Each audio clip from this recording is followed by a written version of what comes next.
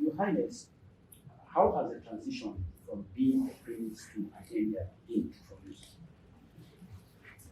I don't know if I would call it tradition.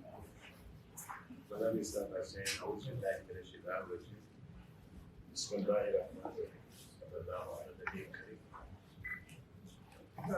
you said transition, and I can agree or disagree with you. But the bottom line is I was born into the system. I grew up in the system. I matured in the system. So it is not something new to me. What is new from my forefathers?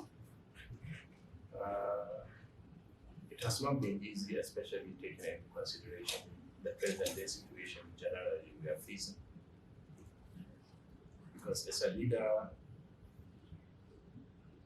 if things are difficult for your people, it will be on your head. You will feel the heavy load on you. So I think basically that is the challenge I'm facing. Maybe as a young person or as a district head, as a title holder, my role is limited to a certain period or to a certain part of the society. But now that you're on the head, wherever or whatever happens, you feel it. But all in all, I think the transition is smooth for me because I've been part of the system and I grew up in the system and I've learned a lot. Since 1990, I've been part of the institution itself. But talking of beyond when I was born into it and I grew up into it. So all in all, I think we thank Allah for this and we pray He will continue to guide and bless us.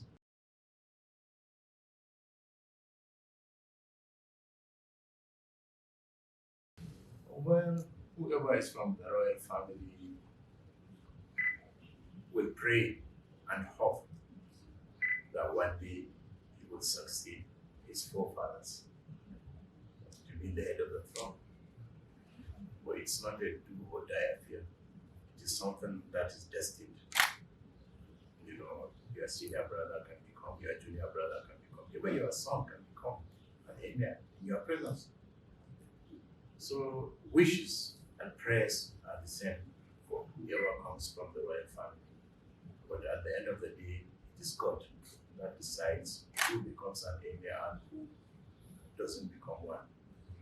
So all in all, I would say I'm surprised, but the only thing I say is I would thank God for being what I am today.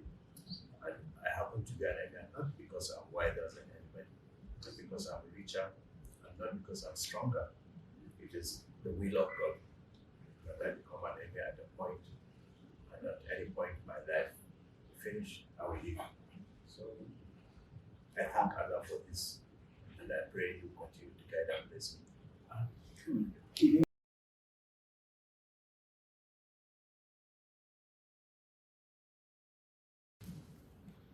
Well, generally, when you talk of leadership, the way I look at it is what legacy you will leave behind. And I've been working under for the late Emir since 1990, maybe to 2019, or 2014, sorry, when he passed on. And I think, I thank God I stayed longer with him, learning a lot in the process. Certainly, trying to compare yourself with the late Emir will be an almost an impossible task. But trying to see his successes, building up on them, or even maintaining them, will help a lot in the process of leadership. So I think it's a big challenge, but I believe with a good heart, with a good intention, and with the support of especially my councillors, the other district heads, title holders, the government, the business community, the ulamas, and the generality of the people, I think we can still leave a legacy that people will remember us.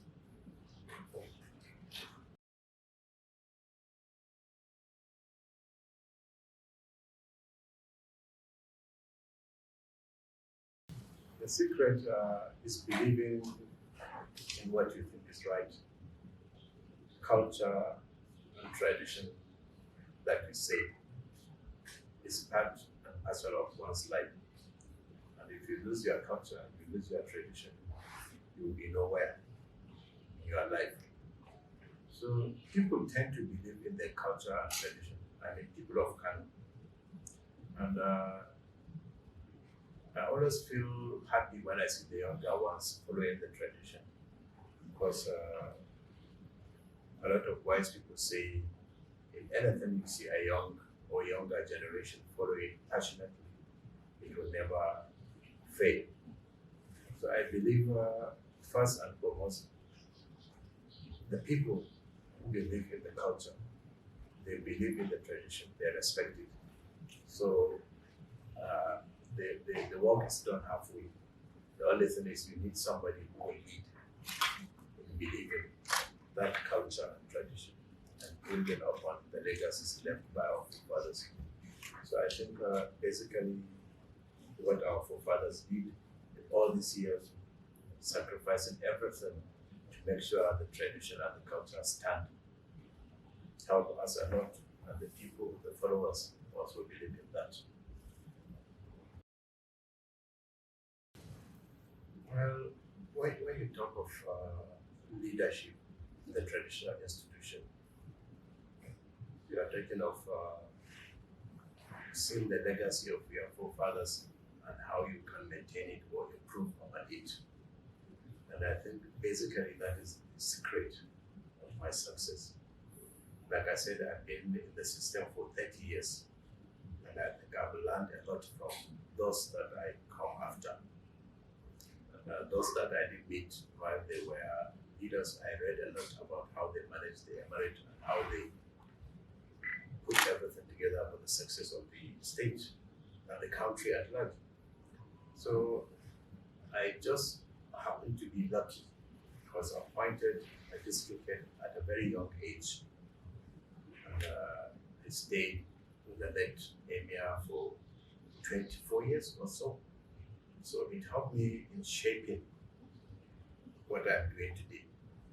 And taking into cognizance the other ones I said, like the late Emir Ado Bayero, the late Emir Sanusi Khalifa, and the former Emir that I work under. I think they all help me in what I'm doing today. And I think the most important thing is I have an able council with my councillors and with the ward and with the district heads, the council and the traditional holders. We always put our heads together. They give me sound advice, and where I need some adjustment, I do. And I think it is working.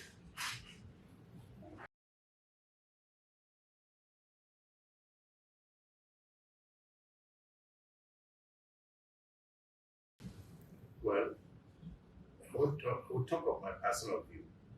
But the most important thing is like I'm new as an Emir, I'm just 1 year on the throne.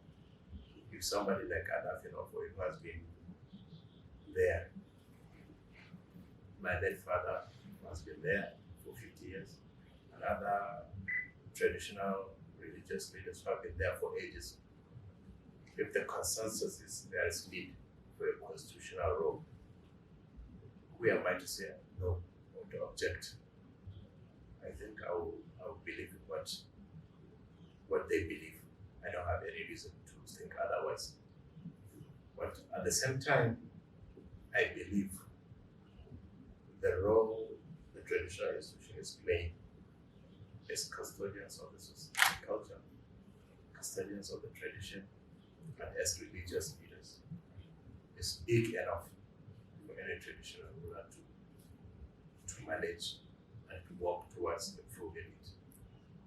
But like I said, if the majority of the traditional rulers who are my elders, some are my fathers, some are my uncles, believe in that, I don't think I have any reason not to tune in because of their wealth of experience.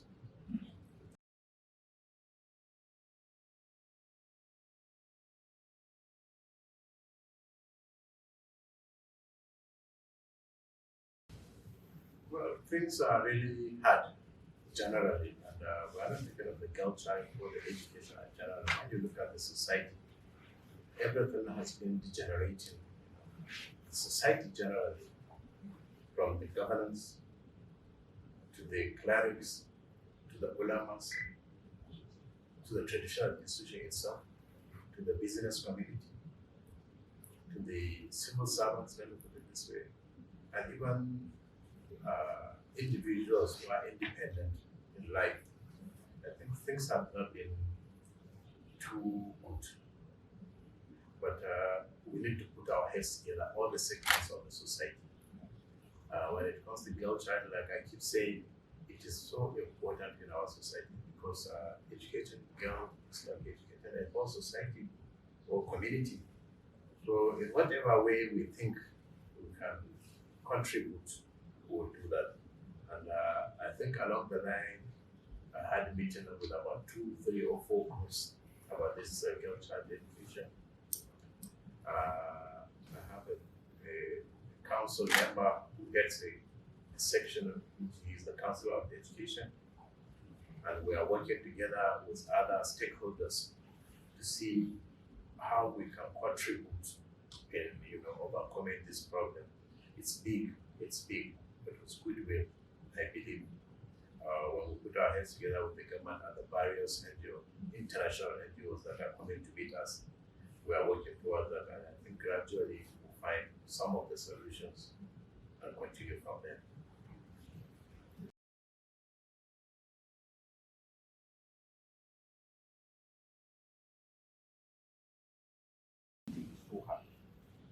Yeah, like I said, when it comes to all these issues, it's not peculiar to only Kano. It's not only peculiar to the north, but maybe it's more intense here. And all these things generally put together is something that is all over the world. The economy is really down, and people are trying to see how we can figure out to get out of the issues we are facing. So I think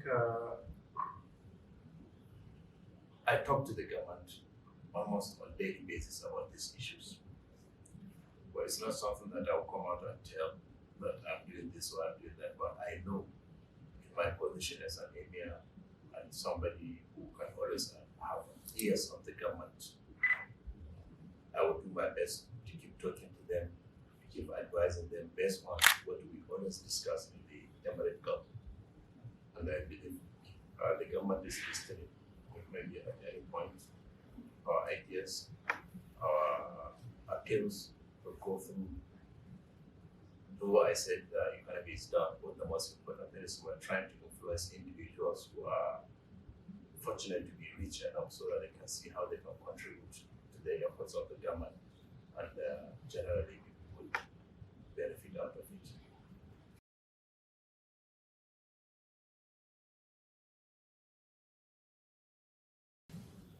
Yeah, like I told your colleagues earlier, all these calls on restructuring, you sit down with somebody from the east or from the south or from the north, what he will tell you, his views about restructuring will be different from the other one.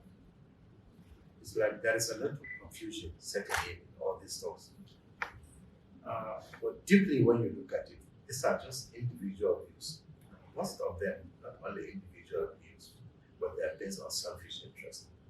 So my belief is let's look at the stakeholders, those that we can really call stakeholders that have toiled to bring Nigeria to where it is today. Let's have all of them put heads together, talk about our differences, which I believe are minor compared to what we share together.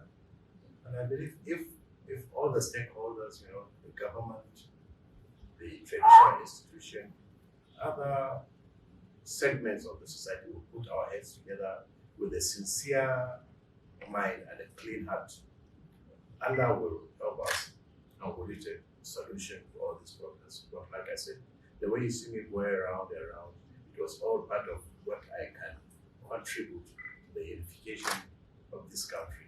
And luckily, all the traditional rulers I meet, all the governors I meet, all the stakeholders I meet through something like a town hall meeting, nobody is showing me the idea or the belief in, disintegration of the nation. So I'm sure it is a view shared by few for selfish reasons. And I believe we all sit down together and realize the differences and where we can march together and see the progress of the nation and the people. God will help us.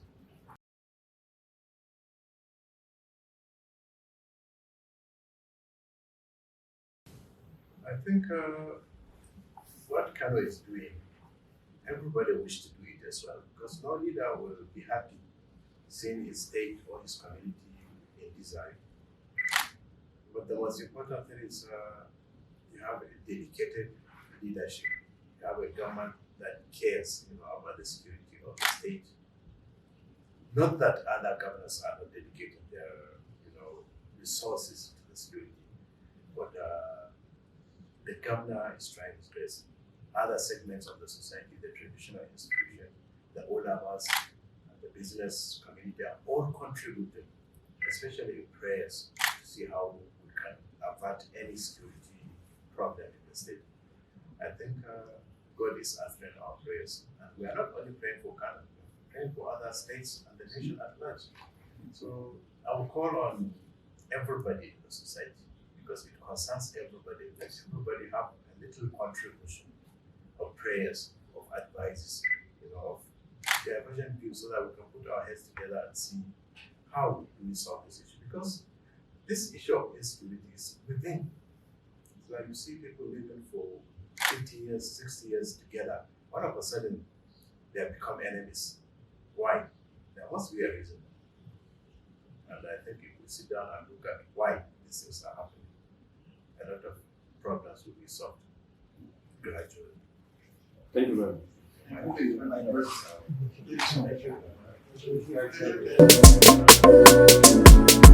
much.